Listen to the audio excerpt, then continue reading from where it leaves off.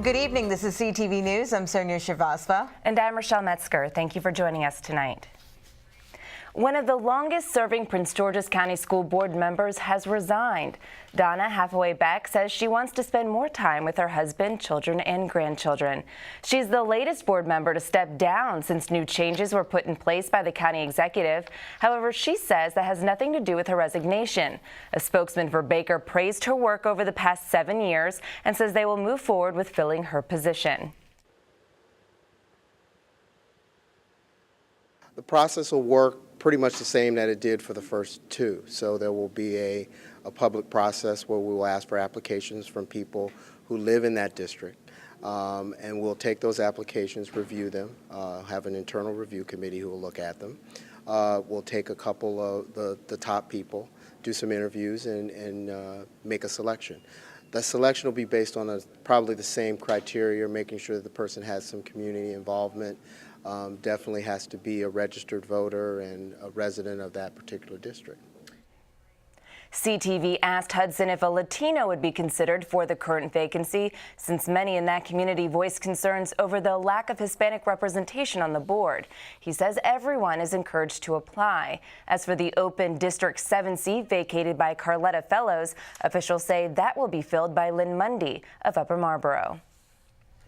Well, state health officials are celebrating a huge milestone today. Maryland now has the lowest infant mortality rate ever recorded in the state at 6.3 deaths per 1,000 births. 458 infants died in 2012 compared with 493 in 2011. This year there was particular improvement in Prince George's County. The number of infant deaths dropped from 115 last year to 103 this year, and almost that entire improvement was among African Americans. Think about 159 fewer infants being buried in our state. It really makes me so proud of all of the dedicated people in our state who have been working together to accomplish this. And how old is she? Dr. Sharfstein says it's important for parents to know the right way to put their infants to sleep. Babies should sleep alone on their back and in a crib without any pillows, blankets, stuffed animals, bumper pads, or anything else. Just the sheet tightly over the mattress. And that's the safest way, on their back. Despite the decline in overall deaths, numbers among Hispanic infants actually rose from 31 in 2011 to 56 in 2012. Governor Martin O'Malley has now set a new goal of reducing infant mortality rate by another 10% by 2017. Did you know that 50% of Marylanders know someone who's affected by hunger, and 1 in 5 state residents have experienced hunger themselves? Those alarming statistics from a recent poll by the Maryland Food Bank. Today, officials joined the organization and its partners to kick off September as Hunger Action Month. CTV's Makia Turner is standing by at the food bank in Baltimore with more on how you can help. Well, that's right. You know, Hunger Action Month kicks off in just a few days, and right now I'm at the Maryland Food Bank, where the organization and its partners spoke about ways that the community can get involved. In this warehouse, there's about 33.5 million pounds of food. I spoke to the CEO of the organization today, who said that's not enough. They need your help. 162,000 children in our service area are food insecure. We need volunteers every day of the week, all year long. Governor O'Malley and I, and so many of you no doubt, the first step is, we believe, in addressing this issue was to ensure that no child in Maryland goes hungry. That's why several years ago we established as a goal to end childhood hunger in our state by 2015.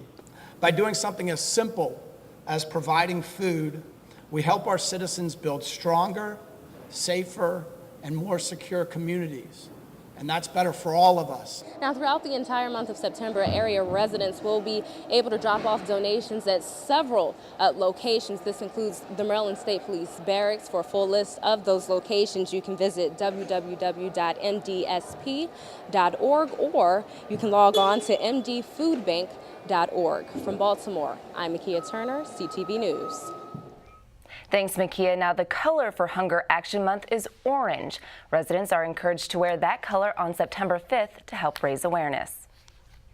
Well, the driver of a tractor trailer that sent another vehicle plunging into the water of the Chesapeake Bay in July has been charged in the case.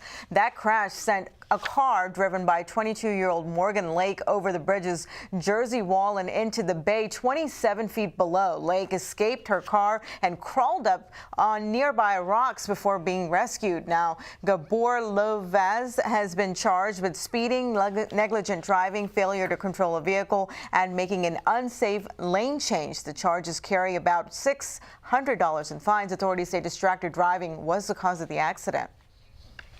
About a dozen Berwyn Heights customers who were without water yesterday evening now have their service back on. A 10-inch pipe broke around 3:40 yesterday. You can see the damage in this picture as water flooded the streets. Service had to be turned off while crews repaired the pipe. A Washington Suburban Sanitary Commission spokeswoman tells us that the work on the main was completed about 1 o'clock this morning. Service has been restored to those affected customers. An 87-year-old man is missing and police need your help to find him. Herbert Stevenson, who suffers from dementia, lives in the 1200 block of Gondar Avenue in Seat Pleasant. He was last seen yesterday driving a silver 2009 Dodge Charger with Maryland tags 2MD3963. Stevenson is described as 5 feet 9 inches tall, 165 pounds, and was wearing a Kangol hat, jeans, and a blue shirt when he went missing. If you see him, please call police at 301-772-4911.